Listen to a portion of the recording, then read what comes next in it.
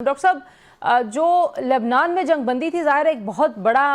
ایک رکاوٹ نظر آتی تھی کہ شاید اسرائیل اس پہ راضی نہیں ہوگا، لیکن کل ہم نے دیکھا، کل اور پرسوں کی جو ڈیولپمنٹس تھیں، گزرے ہوئے کل کی بات کر رہی ہوں کہ اس میں جنگ بندی لبنان میں ہوئی اور اس پہ بڑی پازیٹیو صدر ٹرمپ نے باتیں کی اور ایران نے جو ہے وہ اس کو ریسیپروکیٹ کیا، انہوں نے آبنائے ہرمز کو کھولا، لیکن پھر اب جو ہے وہ چیزیں ذرا گڑبڑ ہوتی ہوئی دکھائی دے رہی ہیں۔ آپ کو بھی لگتا ہے کہ واقعی، کیونکہ میں صرف بیانات کی بات تو نہیں کر رہی، اس کی ایک عملی شکل بھی نظر آئی کہ آبنائے ہرمز کو دوبارہ بند کر دیا گیا ہے؟ دیکھیے، یہ جو ماضی کی یعنی 47 ایئرز کا مسٹرسٹ اور ڈسٹرسٹ ہے ایران اور امریکہ کے درمیان، اس کو اگر سامنے رکھا جائے تو میں تو فیوچر کو اتنا پازیٹیو نہیں دیکھ رہا، اس لیے کہ جو امریکہ کی طرف سے بیہیویئر ہے اس کے پیچھے ہمیں اسرائیل کا سپوائلر رول نظر آتا ہے، اور وہ اگر 2015 کا جے سی پی او ہو یا 2025 کے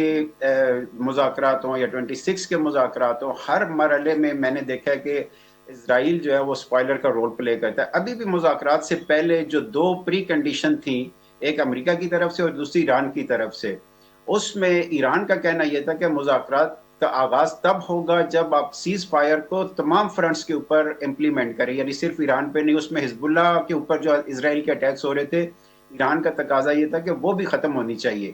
اور امریکہ نے اس سے ایگری کیا تھا۔ لیکن دوسری طرف امریکہ نے پری کنڈیشن یہ رکھی تھی کہ آپ فوری طور پر اسٹریٹ آف ہرمز کو کھول دیں۔ لیکن جب یہ اسلام آباد پہنچ گئے، اس کے باوجود دیکھا گیا کہ اسرائیل نے نہ صرف یہ کہ وہ سیز فائر نہیں کی، بلکہ حزب اللہ کے خلاف اور لبنان کے خلاف اپنے اٹیک بہت تیز کر دیا، اور اسی دن میرا خیال ہے کہ 10 منٹ کے اندر انہوں نے کوئی more than 100 اٹیکس کی۔ ایگزیکٹلی۔ تو اب یہ صورتحال دیکھ کے آپ کہہ سکتے ہیں کہ وہ اسرائیل نہیں چاہ رہا تھا کسی صورت یہ مذاکرات کامیاب، اور پاکستان کی مخلصانہ کوششوں کو بھی وہ تہس نہس کرنے کی سوچ رہا تھا۔ اس کے باوجود میرا خیال ہے کہ پاکستان نے دونوں فریقوں کو راضی کیا، اور کم از کم وہ مذاکرات کا آغاز ہوا، اور امریکہ نے یہ کمٹ کیا کہ ہم جو لبنان میں ہیں وہ سیز فائر کرائیں گے۔ لیکن یہاں ان کے ہوتے ہوئے سیز فائر نہیں ہوئی، اور پاکستانی سورسز میں ہمیں پتہ چلا ہے کہ 80 to 90% ایشوز ریزالو ہو گئے تھے، اور اس کے باوجود یعنی وہ فائنل ڈاکومنٹ تیار ہو رہا تھا کہ ایم او یو سائن ہو جائے، لیکن اچانک جے ڈی وینس صاحب اٹھ کے کھڑے ہوتے ہیں اور بات کرتے ہیں کہ جی ہم جا رہے ہیں اور واپس آگے پھر دیکھیں گے۔ وہ ایک چھوٹی سی پریس کانفرنس صرف امریکی جرنلسٹ کے ساتھ کر کے نکل جاتے ہیں۔ تو یہاں پہ جب ایران نے جا کے دیکھا کہ اب انہوں نے اسٹریٹ آف ہرمز بھی کھول دی، اسرائیل نے کہا کہ جی ہم سیز فائر کر رہے ہیں، لیکن سیز فائر کا مطلب یہ تھا، انہوں نے ابھی بھی اس سیز فائر میں ایک لکھا ہے کہ جب بھی ہمیں کوئی تھریٹ نظر آئے گا لبنان میں یا حزب اللہ کی طرف سے، ہم اس کو اٹیک کر سکتے ہیں۔ اور وہ بڑا فریجائل ہے، بالکل ٹھیک ہے۔ جس طرح کی پیش رفت ہوئی اور جس پیش رفت کے امکانات 2-3 دنوں میں بہت زیادہ بڑھ گئے تھے، اس میں یہ جو اب ڈیولپمنٹس ہو رہی ہیں، آپ کو لگتا ہے کہ ہم واپس دوبارہ اسی جگہ پہ جا کے کھڑے ہو گئے جو پہلے مذاکرات کے دور سے پہلے تھا، یا ابھی بھی آپ پازیٹیو ہیں، آپ کو آپٹیمزم نظر آتا ہے دونوں جانب؟ میرا خیال ہے کہ جو گراؤنڈ ریالٹیز ہیں وہ تو یہی شو کر رہی ہیں، کیونکہ جب جے ڈی وینس یہاں سے گئے تو ایرانی جو ڈیلیگیشن ہے وہ اس وقت تک مذاکرات کی میز پر موجود تھا، اور انہوں نے پاکستانی حکام کو کہا کہ جی ماضی میں 2 دفعہ یا 3 دفعہ ایسے ہو چکا ہے کہ ہم میز پہ موجود رہے مذاکرات کی، اور امریکی اٹھ کے چلے گئے اور انہوں نے اٹیک کر دیا۔ آپ چونکہ اس میں میڈیشن کر رہے تو یہ آپ نے دیکھنا ہے۔ ابھی ایران کے اندر شدید قسم کی مسٹرسٹ موجود ہے، اور آج ان کی سیکیورٹی کونسل کا جو اجلاس ہوا، انہوں نے بڑا کلیئرلی کہا کہ انہوں نے کہا بالکل ہم اسٹریٹ آف ہرمز بھی نہیں کھولیں گے، اور لاک اینڈ لوڈڈ کھڑے ہیں، اور کسی بھی امریکی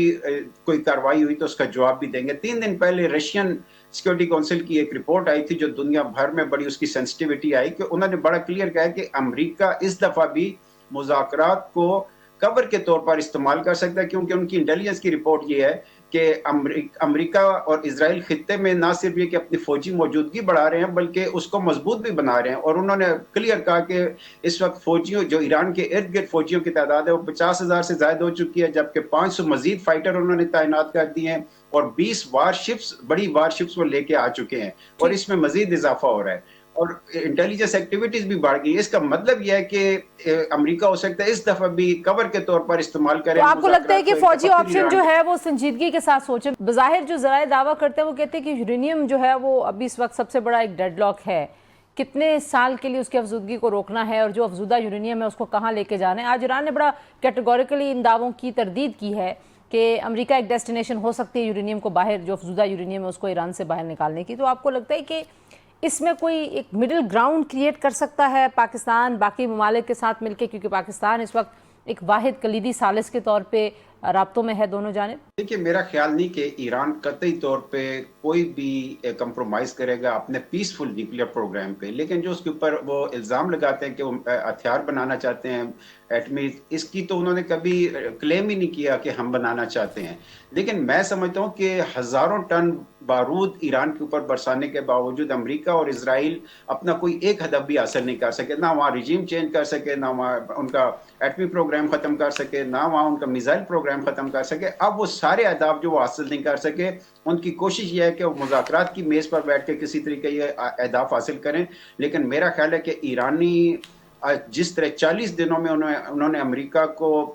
ناکو چنے چبوائے ہیں، اس دفعہ وہ مزید وہ بھی تیار ہیں۔ وہ چاہ رہے ہیں کہ اگر امریکہ مذاکرات میں لاجیکل طریقے سے آگے نہیں بڑھتا تو وہ پھر ایک دفعہ جنگ کے لیے بھی تیار ہیں، کیونکہ انہیں پتہ ہے کہ اگر سیز فائر